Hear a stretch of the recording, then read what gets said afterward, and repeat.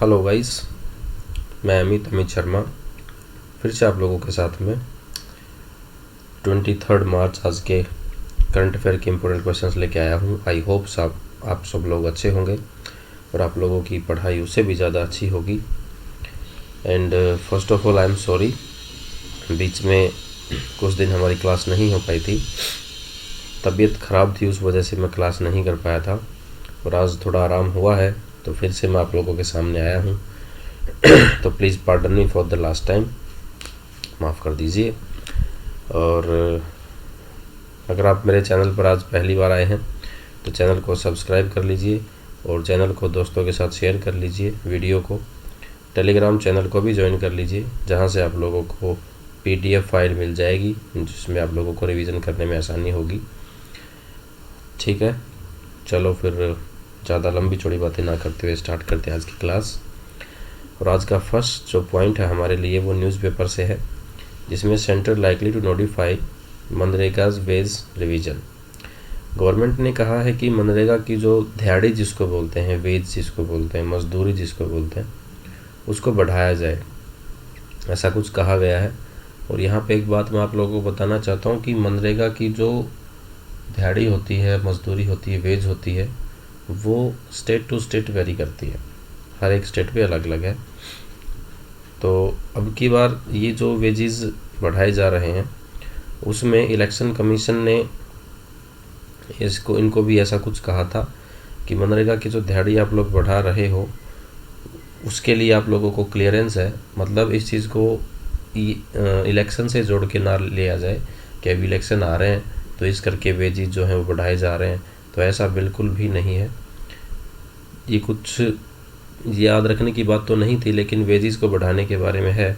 लेकिन हमारे एग्ज़ाम के लिए पॉइंट यहाँ से ये वाला पॉइंट बनेगा जो मैंने ये हाईलाइट करके आप लोगों को दिया है। The centre determines wages under the flagship scheme under sub section 1। कौन से सेक्शन के अंडर? सब सेक्शन 1 और सेक्शन 6 ऑफ महात्मा गांधी जो मनरेगा एक्ट है 2005, उसके इस सेक्शन में ये सारी बातें लिखी गई हैं। मतलब अब की बार जो वेजेस बढ़ाई गई हैं वो वेजेस सेक्शन 6 के सब सेक्शन 1 को फॉलो करके, उन रूल्स को फॉलो करके वेजेस को बढ़ाया गया है। तो यहाँ से डायरेक्ट क्वेश्चन आपके एग्ज़ाम के लिए ये बन सकता है कि मनरेगा में बढ़ाई गई वेजेस कौन से सेक्शन के, कौन से एक्ट को फॉलो करके बढ़ाई जा सकती है। तो सेक्शन का तो आप लोग एक्ट का नाम देंगे मनरेगा एक्ट 2005। सेक्शन पूछेंगे तो आप लोगों को आंसर देना है सेक्शन 6। सब सेक्शन पूछेंगे तो आप लोगों को बोलना है 1।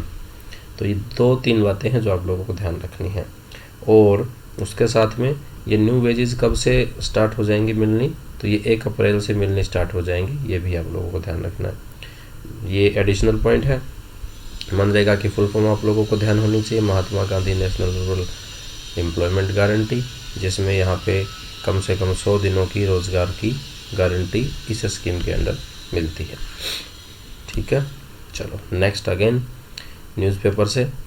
Central bank issues norms for self regulatory organisation, जिसको SRO बोलते हैं। SRO की फुल फॉर्म आप लोगों को ध्यान रखनी है, ये लिखी है सेल्फ रेगुलेटरी ऑर्गेनाइजेशन। अब इनके बारे में कुछ नॉर्म्स दी गई हैं। पहले मैं आप लोगों को बताता हूँ SRO क्या होता है। SRO फॉर एग्जांपल एक कोई फिनटेक कंपनी है। फिनटेक कंपनी जो आप लोगों को ऑनलाइन लोन देती है, ऑनलाइन फैसिलिटीज़ देती है, उन सब के लिए एक जैसे ओम्बड्समैन स्कीम होती है। ओम्बड्समैन का सब लोगों को पता होगा। ये ओम्बड्समैन तो नहीं होता है, लेकिन एक ऐसी एंटिटी, एक ऐसा अलग से डिपार्टमेंट RBI ने बैंकों को या कि नॉन बैंक फाइनेंस कंपनी को, किसी भी फिनटेक कंपनी को बनाने के लिए कहा है कि वो जो भी सर्विसेज दे रहे हैं उन सर्विसेज में किसी प्रकार की कोई कमियां ना हो, वहाँ पर किसी कंज्यूमर के, कस्टमर के जो अधिकार हैं उनका हनन नहीं हो रहा हो, जो सर्विसेज बैंक या कोई भी एंटिटी प्रोवाइड करवा रही है उसमें किस प्रकार की कोई मिसलीडिंग ना हो, धोखाधड़ी ना हो। तो उन सब के ऊपर ध्यान रखने के लिए एक स्पेशल डिपार्टमेंट बनाया गया जिसको नाम दिया गया सेल्फ रेगुलेटरी ऑर्गेनाइजेशन। और ये हर एक एंटिटी को अपनी ऑर्गेनाइजेशन में बनाना होता है। जैसे HDFC बैंक है, तो HDFC बैंक के पास भी ये एक ऐसा अलग से डिपार्टमेंट होगा जो सिर्फ इन सब चीज़ों के ऊपर ही काम करेगा। जैसा कि यहाँ लिखा है, self regulatory organisation of banks, non banking financial companies and fintech among other will need to keep the reserve bank regularly inform. उनको रिजर्व बैंक को रेगुलरली इन्फॉर्म करना होगा कि जो भी सर्विसेज दी जा रही हैं उनमें कोई कमियां नहीं हैं। द सेंट्रल बैंक चलो ये वाला पॉइंट यहीं लिखा है। The central bank said SRO have to submit annual report of the reserve bank within 3 month. ये आप लोगों को ध्यान रखना है कि SRO को कितने टाइम के अंदर रिपोर्ट RBI को सौंपनी होती है। तो 3 महीने के अंदर कोई भी जो ईयर होगा उसके कंप्लीशन से पहले ध्यान रखना है। जैसे 2024 का फाइनेंशियल ईयर है तो उसमें 3 महीने के अंदर और ये डिटेल उस SRO को देनी होगी। The SRO will be structured as a non profit company. हाँ जी, ये पॉइंट भी आप लोगों को ध्यान रखना है कि SRO जो बनाया गया है वो नॉन प्रॉफिट कंपनी है। उससे किसी भी एंटिटी का किसी टाइप का कोई भी प्रॉफिट नहीं होगा। नॉन प्रॉफिट बेस पे ये कंपनी बनाई जाती हैं। दूसरा, SRO कौन से सेक्शन के अंडर आता है, कौन से एक्ट के? तो कंपनीज एक्ट 2013 के सेक्शन 8 में SRO को मेंशन किया गया है। कोई भी SRO को सेटअप किया जा सकता है। तो यहाँ से ये चीज़ आप लोगों को ध्यान रखनी है। 2 पॉइंट हैं एग्ज़ाम के पॉइंट ऑफ व्यू से। फर्स्ट आप लोगों के लिए सेक्शन हो जाता है, दूसरा आप लोगों के लिए एक्ट हो जाता है, और तीसरा यहाँ से आप लोगों के लिए इसकी फुल फॉर्म हो जाती है। ठीक है जी, चलो नेक्स्ट चलते हैं। नेक्स्ट अगेन टाइटन जो एक घड़ी बनाने वाली कंपनी है जैसे, तो उसने SBI कार्ड के साथ टाई अप किया है एक को ब्रांडेड क्रेडिट कार्ड लॉन्च करने के लिए बेसिकली। तो यही ये पॉइंट है। क्वेश्चन यहाँ से आपके एग्ज़ाम के लिए पहला बनेगा कि टाइटन ने कौन से बैंक के साथ टाई अप किया है। आप लोग आंसर देंगे SBI के साथ में। दूसरा पॉइंट पढ़ लेते हैं। With features that include cashback, Titan gift voucher and reward point card holder can avail. एक मैं आप लोगों से जनरल चीज़ें पूछ रहा हूँ या जानना चाहता हूँ, ये समझो। आप लोगों के पास भी कोई ना कोई क्रेडिट कार्ड होगा। क्रेडिट कार्ड आप किसी भी पर्टिकुलर एंटिटी के द्वारा लॉन्च किया हुआ परचेज़ करते हो। फॉर एग्जांपल जैसे IOCL का करते हो, तो IOCL का अगर आप कोई क्रेडिट कार्ड लॉन्च कर परचेज़ करते हो जिसने SBI के साथ लॉन्च किया हुआ होता है, को ब्रांडेड क्रेडिट कार्ड जिसको बोलते हैं, तो उस कंडीशन में क्या होता है, अगर आप IOCL के पेट्रोल पंप पे जाके कुछ भी पेट्रोल डीजल वगैरह लेते हो तो वहाँ पे आप लोगों को रिवॉर्ड पॉइंट्स मिलते हैं जो आप लोगों के लिए कैशबैक का काम करते हैं। तो वही चीज़ें हैं इन सब कार्ड में। को ब्रांडेड क्रेडिट कार्ड जब भी लॉन्च होगा तो उसके लिए आप लोगों को ज़्यादा सोचने समझने की नीड नहीं है कि एक्चुअल में इसमें क्या होगा। तो वहाँ पे आप लोगों को सिर्फ और सिर्फ चीज़ें फ्री ऑफ कॉस्ट दी जाती हैं। फ्री ऑफ कॉस्ट नहीं होती, वो एक लुभावने ऑफर होते हैं, ये ही कहना सही रहेगा। जैसे यहाँ पे इसने कहा है कि अगर आप लोग SBI कार्ड से मिया या क्राफ्टलैंड या फिर जोया इन के रिटेल स्टोर पे जाके अगर आप लोग परचेजिंग करते हो तो वहाँ पे आप लोगों को डिस्काउंट मिलेगा। तो सीधा सीधा आप लोगों को दुकान के अंदर घुसा रहे हैं, जाओ परचेजिंग करो। आप लोग सोच रहे हो 100 रुपये पे 5 रुपये 10 रुपये बच रहे हैं, मुझे मैं ले लेता हूँ 5 रुपये बच रहे हैं। लेकिन एक्चुअल में ये देखो कि आप लोगों की जेब से पैसा निकाला जा रहा है लुभावने ऑफर दे के। तो ये चीज़ें हैं इसमें। ठीक है, दूसरा यहाँ से आप लोगों को ध्यान रखना है कि जो SBI है, SBI कैमडेन CEO को, SBI कार्ड कैमडेन CEO कौन है, तो है मिस्टर अभिजीत चक्रवर्ती। और अगर हम बात करेंगे टाइटन के तो MD कौन है, CK वेंकटरमन। ये तीनों पॉइंट आप लोगों को यहाँ से ध्यान रखने हैं। चलो जी, नेक्स्ट है स्टॉप विकसित भारत मैसेज इलेक्शन कमीशन ने कहा है। तो एक मेरे तो 2 नंबर है, दोनों नंबर पे मुझे एक मैसेज मिला है विकसित भारत के नाम से, जिसमें कहा गया है कि मोदी जी का संदेश है। तो हर किसी के मोबाइल पे अब ऐसे मैसेज आ रहे थे विकसित भारत के नाम से। तो इलेक्शन कमीशन ने ये बोला है कि इस टाइप के मैसेजेस आप नहीं दे सकते, क्योंकि जैसे अभी इलेक्शन के लिए डेट अनाउंस हो चुकी हैं, तो MCC कोड ऑफ कंडक्ट जैसे कुछ को बोलते हैं वो लागू हो चुका है। तो इस कंडीशन में आप लोग इस टाइप के मैसेजेस नहीं दे सकते, क्योंकि उससे मॉडल कोड ऑफ कंडक्ट का हनन होता है। जैसे आप लोगों ने देखा होगा, कई लोग अभी स्टेटमेंट करेंगे, किसी के खिलाफ FIR होगी, किसी को इलेक्शन कमीशन रैली करने से मना करेगा, ये सब चीज़ें होती है। तो विकसित भारत भी उसी की कैटेगरी में आता है, इसलिए इलेक्शन कमीशन ने कहा है कि इस टाइप के मैसेजेस किसी भी के फ़ोन पे नहीं जाने चाहिए।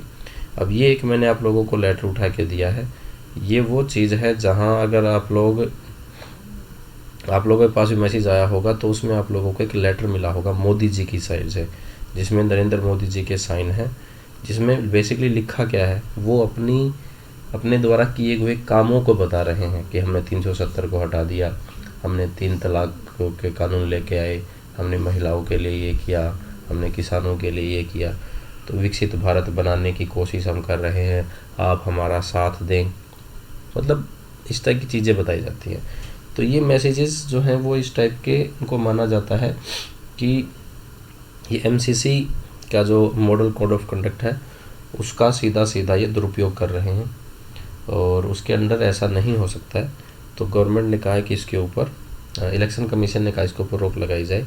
जैसे कि ये आप देख सकते हो, मेरे पास ये मैसेज आए हुए व्हाट्सएप पे है, जिसमें लिखा हुआ था, हिंदी में पहले लिखा था, नमस्ते, यह पत्र प्रधानमंत्री श्री नरेंद्र मोदी जी के नेतृत्व वाली भारत सरकार द्वारा भेजा गया है।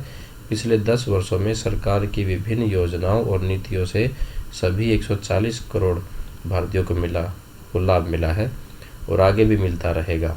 मतलब आप हमें वोट दें, आप लोगों को जो सस्ता अनाज, फ्री अनाज मिल रहा है, मिलता रहेगा। इसमें आपकी भागीदारी महत्वपूर्ण है, क्योंकि हम एक परिवार के रूप में एक साथ मिलकर विकसित भारत के लक्ष्यों को पूरा करने की दिशा में काम कर रहे हैं। आपसे अनुरोध है कि विकसित भारत के सपने को पूरा करने के लिए अपनी प्रक्रिया और सुझाव साझा करें। तो इस टाइप का मैसेज मिल रहा है, जो हिंदी और इंग्लिश दोनों में मिल रहा है। ये इंग्लिश में है, ये हिंदी में है।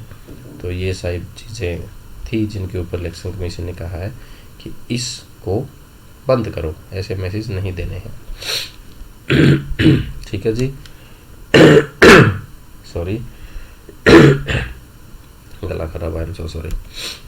चलो जी, नेक्स्ट जिसमें है women share in mutual fund asset rose to 21%, जो कि कहा गया है म्यूचुअल फंड में महिलाएं भी काफ़ी सारा इन्वेस्ट कर रही हैं, जिनमें अब की बार उनकी संख्या 21% बढ़ गई है।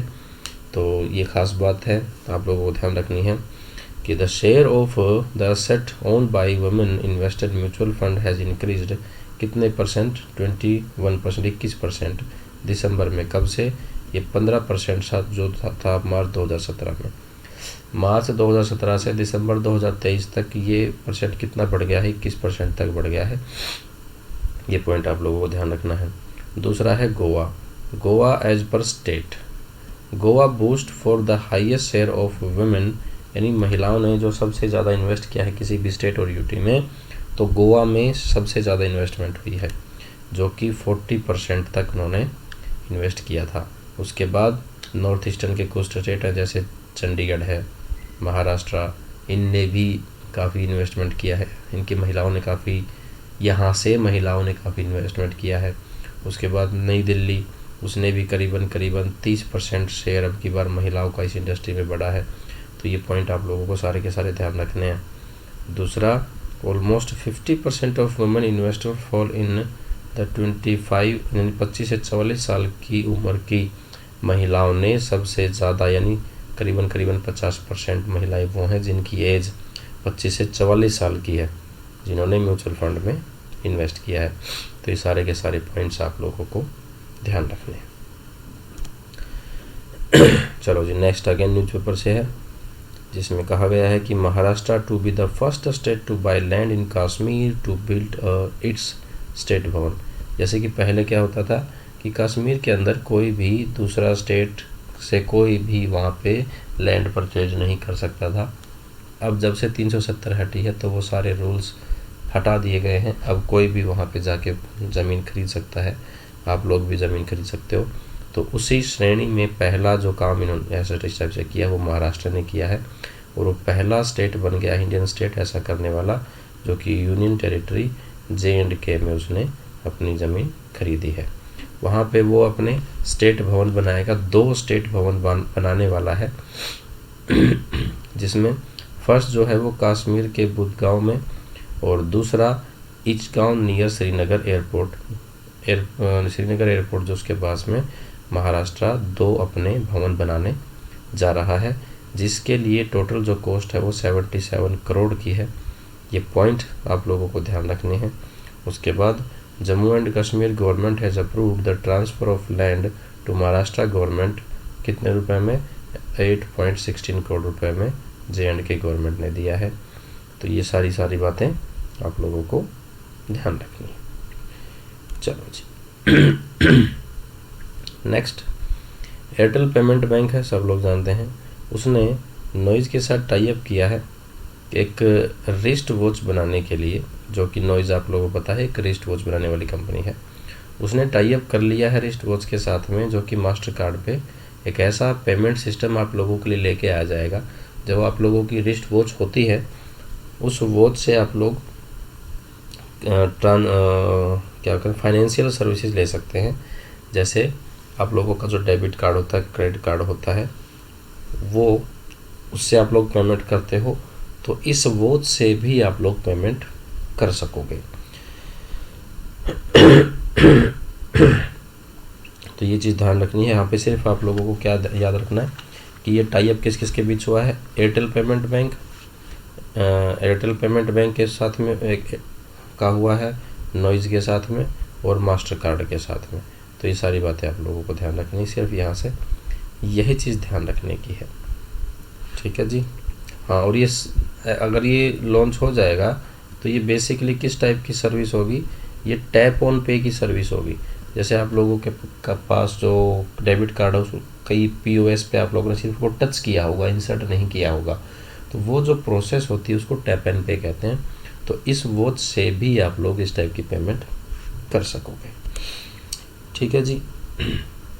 दूसरा पॉइंट ध्यान रखना है कि इसमें कस्टमर्स को कितने रुपए तक फंड ट्रांसफ़र करने की फैसिलिटी मिलेगी। तो यहाँ पे कस्टमर इस वॉच को यूज़ करके 1 रुपये से 25,000 रुपये तक की पेमेंट वो अपने अकाउंट से कर सकते हैं। उसके बाद कुछ और ऐसे न्यूज़ हैं, ऐसे टाई अप हैं जो हुए थे रिसेंटली, ये हम प्रीवियस क्लासेस में पढ़ चुके हैं। इंडसइंड बैंक ने इंडस पे वियर एक वियरेबल पेमेंट सॉल्यूशन लॉन्च किया था। उसके बाद बैंक ऑफ बड़ौदा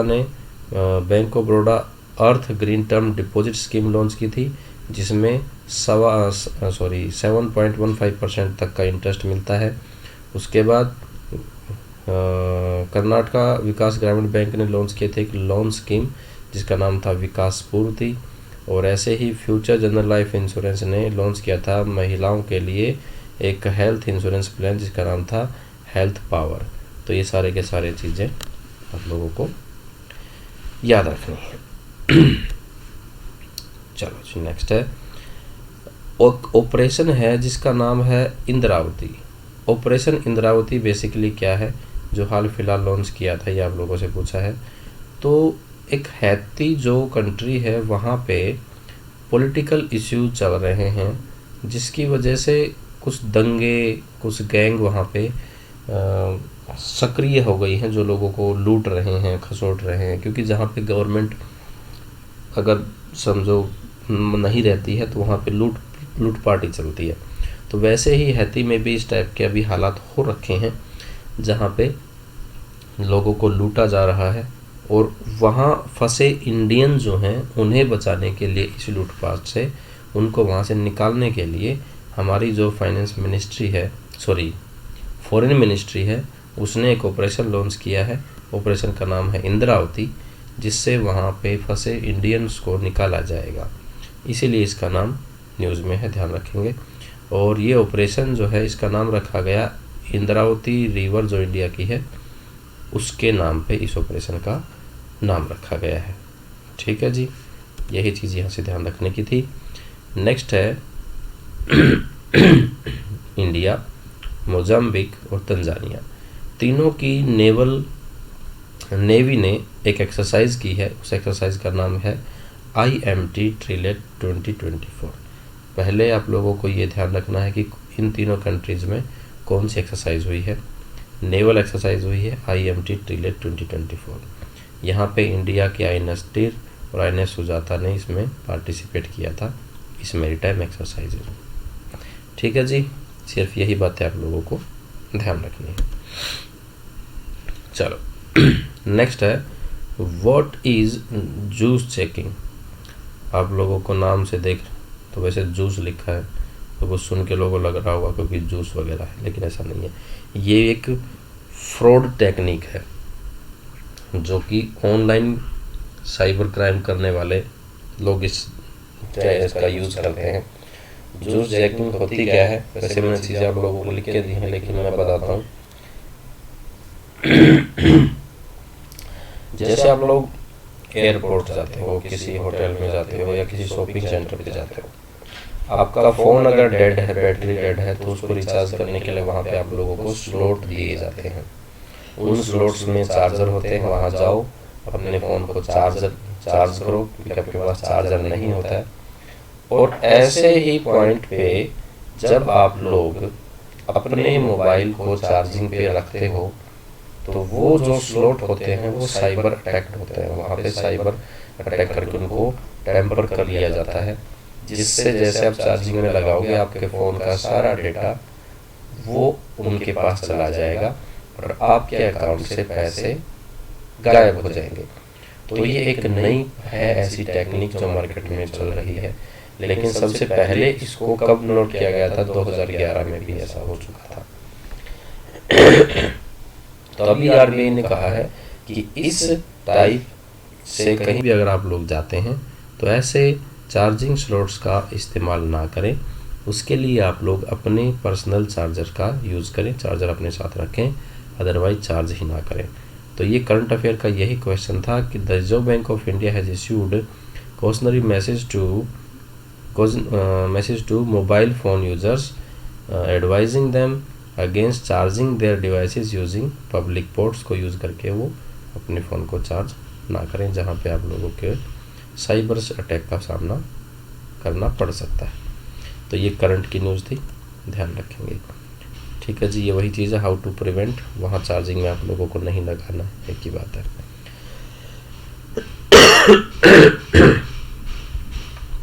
नेक्स्ट है एक पोएट है जिनका नाम है प्रभा वर्मा। उनको सिलेक्ट किया गया है सरस्वती सम्मान फॉर द ईयर ऑफ 2023 के लिए, जो मलयालम लैंग्वेज में उन्होंने कुछ लिखा था। उसके लिए जो लिखा था वो क्या था? उनकी पोइट्री थी रुद्र सात्विकम। ये इसके अगेंस्ट ही इनको सरस्वती सम्मान के लिए चुना गया है। तो डायरेक्ट क्वेश्चन बनेगा सरस्वती सम्मान 2023 के लिए किन को चुना गया है? तो आप लोग आंसर देंगे प्रभा वर्मा को। ठीक है जी। चलो नेक्स्ट है जो विक्रम साराभाई स्पेस सेंटर है इसरो का, कहाँ पे है ये? थुम्बा तिरुवनंतपुरम में है। उसने रिसेंटली ही एक ऐप लॉन्च की है। उस ऐप का नाम आप लोगों से पूछा है, ऐप का नाम रहेगा सखी। ऐप का नाम होगा सखी। स्की stands for space borne assistant knowledge hub for crew interaction. ये फुल फॉर्म आप लोगों को ध्यान होनी चाहिए, एग्जाम में पूछी जाएगी। पर्पज़ क्या है? To assist astronauts of the Gagan space flight mission. पता होगा ये 4 वही हैं जिनको मेन मिशन के लिए चूज़ किया गया है। तो इस ऐप से इन चारों गगन या एस्ट्रोनॉट्स को टेक्निकल इंफॉर्मेशन मिल जाएगी और कम्युनिकेशन कैसे करना है, कैसे आप लोग एक दूसरे को से कनेक्ट रह सकते हो, इस टाइप की इंफॉर्मेशन यहाँ पे मिलेगी। मतलब ये इनको असिस्ट करेगी ये ऐप। तो एक स्पेशल टाइप की ऐप लॉन्च की गई जिसका नाम है सखी। किसने लॉन्च की है? ये तो इसरो ने लॉन्च की है। ये चीज़ आप लोगों को ध्यान रखनी है, सखी की फुल फॉर्म ध्यान रखनी है। ठीक है जी। चलो नेक्स्ट है India's first Ayurvedic cafe Delhi में ओपन हुआ है। काफ़ी सारी बातें लिखी हैं, मैं फिर भी आप लोगों को बता देता हूँ। जिसमें कैफ़े में क्या है? आप किसी भी कैफ़े में जाके चाय कॉफ़ी जो पीते हो, वैसे ही यहाँ पे अगर आप लोग जाओगे तो यहाँ पे आप लोगों को जितना भी खाना पीना मिलेगा वो सारा आयुर्वेदिक मिलेगा। सब कुछ टोटली आप लोगों को आयुर्वेदिक में मिलने वाला है। कोई भी ऐसा जैसे चाइनीज़ फूड ये वगैरह वगैरह ऐसा चीज़ नहीं मिलेगी। चाय भी पी रहे हो तो भी हर्बल मिलेगी, आयुर्वेदिक मिलेगी। कॉफ़ी पी रहे हो तो भी मिलेगी। वहाँ पे आप लोगों को पकोड़े से लेकर पाव भाजी तक दिखा है, डम्पलिंग टू पाव भाजी, पकोड़े से लेकर पाव भाजी तक हर एक चीज़ यहाँ पे आप लोगों को खाने को मिलेगी आयुर्वेदिक। और ख़ास बात यहाँ की तो ये हो चुकी है। दूसरी खास बात क्या है, अगर किसी इंसान को कोई भी किसी प्रकार की कोई है बीमारी है और उसमें अगर वो वहाँ खाने के लिए जाएगा तो उसको वहाँ जो खाना मिलेगा वो उसी बीमारी को ट्रीट करने वाला खाना मिलेगा। खाना तो खाने को मिलेगा ही, लेकिन उससे आप लोगों को फ़ायदा होने वाला है उस बीमारी में जो बीमारी उस इंसान को है। ठीक है, तो ये स्पेशल टाइप का किचन कैफ़े लॉन्च किया गया है। ठीक है, जिसको जो दिल्ली में है और महर्षि आयुर्वेदा हॉस्पिटल शालीमार बाग दिल्ली में है। ये दोनों बातें आप लोगों को ध्यान रखनी है। चलो जी, नेक्स्ट है, यस बैंक ने पार्टनरशिप की है इंडियन ओलंपिक एसोसिएशन के साथ में, जो कि ऑफिशियल बैंकिंग पार्टनर रहेगा टीम इंडिया के लिए पेरिस ओलंपिक 2024 में। तो दूसरा क्वेश्चन यहाँ से ये भी बन जाता है कि 2024 में ओलंपिक्स कहाँ पे होंगे? पेरिस में होंगे। तो वहाँ पे इंडिया टीम का पार्टनर, बैंकिंग पार्टनर कौन रहेगा? यस बैंक रहेगा। जिसके अगेंस्ट कौन सा कैंपेन लॉन्च किया गया है? मिलकर जिताएंगे, कैंपेन का नाम ध्यान रखना है। उसने एक स्पेशल टाइप का डेबिट कार्ड भी लॉन्च किया है। डेबिट कार्ड का नाम रहेगा यस ग्लोरी, ये आप लोगों को ध्यान रखना है। और एक सेविंग अकाउंट भी लॉन्च किया गया है यस ग्लोरी के नाम से। तो ये 2 3 4 खास बातें हैं जो आप लोगों को ध्यान रखनी है।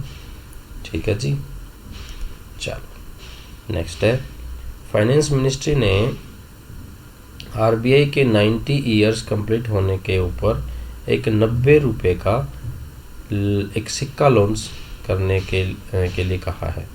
यही यहाँ सामने लिखा हुआ है। अब इस सिक्के की खास बात आप लोगों को पढ़ लेनी है। इसके वन साइड में कोयल सेल बी और द आरबीआई लोगो होगा सेंटर में, जैसे कि ये सिक्का आप लोगों के सामने है, आप देख सकते हो ये वाला सिक्का जो है। ठीक है, विद आरबीआई हेडेड 90 इसके ऊपर लिखा हुआ क्योंकि 90 ईयर्स हो चुके हैं। दूसरा, ये सिल्वर कोयल होगा जिसमें 90.99% की सिल्वर प्योरिटी के साथ में होगा। ओके, और ये करीबन 40 ग्राम का होगा। दूसरा, the face of the coin shall bear the lion capital of Ashok pillar. सबको पता अशोक पिलर क्या है, तो उसमें जो शेर का चेहरा होता है वो यहाँ पे आप लोग देखने को मिलेगा। उसके साथ में सत्यमेव जयते लिखा होगा और ये देवनागरी लिपि में लिखा होगा। ये पॉइंट आप लोगों को ध्यान रखना है, ये पूछा जा सकता है कि सत्यमेव जयते जो लिखा होता है उसकी लिपि कौन सी है, तो वो देवनागरी लिपि में लिखा होगा। ठीक है जी, चलो नेक्स्ट है, government considering amendments to SARFAESI and DRT legislation to legally recognise e notice. SARFAESI act एक ऐसा एक्ट है जो कि बैंकों को परमिशन देता है, उनको अलाउ करता है अपने डूबे हुए पैसे को रिफ़ंड करने के लिए, पैसा लेने के लिए। जैसे मैंने बैंक से पैसा लिया और मैं पैसे को वापस नहीं कर रहा हूँ, तो मेरा केस बैंक सरफासी को देगा। सरफासी एक्ट के अंडर मुझ पे कुछ एंटिटीज़ काम करेंगी, मुझे धमका के, डरा के, समझा के, बुझा के, प्यार से, गुस्से से पैसा वापस लिया जाएगा। तो ये सारी प्रोसेस सरफासी एक्ट में होती है। इसके बारे में पीछे पढ़ा चुका हूँ, अभी डिटेल से नहीं बताऊँगा। तो डीआरटी डेट रिकवरी ट्रिब्यूनल वही होती हैं जिनको सरफासी एक्ट में जाने के बाद इन कंपनीज़ को केस दे दिया जाता है, कोई भी अकाउंट दे दिया जाता है, बेच दिया जाता है। हालांकि जैसे समझो मेरी कंपनी है Amit date recovery tribunal, SARFAESI act में मेरे पास एसबीआई के किसी कस्टमर का, जैसे विजय माल्या का लागू, कौन से अकाउंट में बैंक में था उसका ध्यान नहीं है, विजय माल्या का अकाउंट मुझे दे दिया जाएगा कि इसके जो पैसे हैं वो रिफ़ंड करो, वापस लो। उसे मैं वापस कैसे ले सकता हूँ? मैं उसकी प्रॉपर्टी को सेल आउट करूँगा, मैं उसको समझाऊँगा, माल्या भाई साहब आप पैसा वापस दे दीजिए, नहीं तो आपके लिए अच्छा नहीं होगा। तो थोड़ा डरा दिया, थोड़ा समझा दिया। तो इस टाइप से जो काम करती है उनको DRT बोलते हैं। तो उनमें रिकवरी के लिए जो भी नोटिस वगैरह जो होते हैं वो ई नोटिस यानी इलेक्ट्रॉनिकली दिए जाएंगे। कुछ और अमेंडमेंट्स हैं, उसके लिए गवर्नमेंट ने कहा है कि इस टाइप के अमेंडमेंट होने चाहिए। तो ये एक छोटा सा पॉइंट है, इसके लिए डिटेल मैं आप लोगों को 1-2 दिन बाद दूंगा जब सारी डिटेल्स इसकी आ जाएंगी, क्योंकि अभी इसके लिए एक कमेटी सेटअप की गई है। उस कमेटी के हेड कौन है वो भी नहीं बताया गया है। तो 1-2 दिन में ये सब डिटेल क्लियर हो जाएंगे तो हम इसके ऊपर कंप्लीट डिस्कशन करेंगे। करंट में था तो आप लोगों को ध्यान रखना है। चल 2024 का वर्ल्ड हैप्पीनेस रिपोर्ट में इंडिया का स्थान कौन सा है? इंडिया का रैंक रहेगा 126। कितनी कंट्रीज़ में से? 143 में। टॉप किसने किया है? फिनलैंड ने टॉप किया है, कई सालों से टॉप करता ही आ रहा है फिनलैंड। दूसरा, डेनमार्क और आइसलैंड जो है यहाँ पे वो 2nd और 3rd प्लेस पे हैं। ये भी पॉइंट आप लोगों को ध्यान रखना है। और पहली बार ऐसा हो रहा है कि कोस्टा रिका एक कंट्री जो है, लिथुआनिया है, वो टॉप 20 की लिस्ट में पहली बार शामिल हुई हैं। जिनमें रैंक की बात करेंगे तो 12वां और 19वां रैंक है, यानी 12वां कोस्टा रिका का है, 19वां लिथुआनिया का है। उसके बाद Afghanistan retained its status as the unhappiest country in the world for yet another year. हर इस साल भी फिर से अफगानिस्तान जो है वो कौन सी कंट्री अनहैप्पीएस्ट कंट्री की लिस्ट में आया है अगेन, यानी हैप्पी ये कभी हुआ ही नहीं है। दूसरा क्या हो गया? ये तो पॉइंट था, ठीक है। तो सारे के सारे पॉइंट ये आप लोगों को ध्यान रखना है। और लास्ट है, और ये वो टॉप 10 लिस्ट है जो हैप्पीएस्ट कंट्री हैं, जिनमें फर्स्ट है फिनलैंड, दूसरा है डेनमार्क, तीसरा है आइसलैंड, चौथा है स्वीडन, फिर है इजराइल, फिर है नीदरलैंड, फिर है नॉर्वे, 8वें पे है लग्जमबर्ग, 9th पे है स्विट्ज़रलैंड, 10th पे ऑस्ट्रेलिया और इंडिया का 126। तो ये सारे के सारे। तो अब एग्ज़ाम में ऐसा भी होता है, पहला नहीं पूछा जाता, दूसरा नहीं पूछा जाता, टॉप 10 में से पूछते हैं। टॉप 10 में कौन सी कंट्री है, कौन सी कंट्री नहीं है, इस टाइप से। तो सारे के सारे ये नाम आप लोगों को ध्यान रखने हैं, ठीक है जी। तो ये थे कुछ इंपॉर्टेंट क्वेश्चंस जो हम लोगों ने डिस्कस किए। ऐसे ही हम नेक्स्ट वीडियो भी पढ़ेंगे जिसमें मैं फिर से आप लोगों के लिए क्वेश्चंस लेके आने वाला हूँ। और आप लोगों ने वीडियो वॉच की उसके लिए थैंक यू। दोस्तों के साथ भी वीडियो को शेयर कर लीजिए, चैनल को सब्सक्राइब कर लीजिए। दूसरा, टेलीग्राम चैनल को ज्वाइन कर लीजिए, जहाँ से आप लोगों को जो चैनल मिलेगा वो टेलीग्राम पे जैसे आप सर्च करेंगे योर बैंकिंग मास्टर तो चैनल मिल जाएगा। यहाँ पे मैं इस वीडियो की PDF फाइल देने वाला हूँ, जहाँ से आप लोगों को रिवाइज़ करने में आसानी होगी, ठीक है जी। तो फिर आज के लिए मेरी साइड से इतना ही रहेगा। Thank you very much. मिलेंगे हम नेक्स्ट वीडियो में, तब तक के लिए बाय बाय।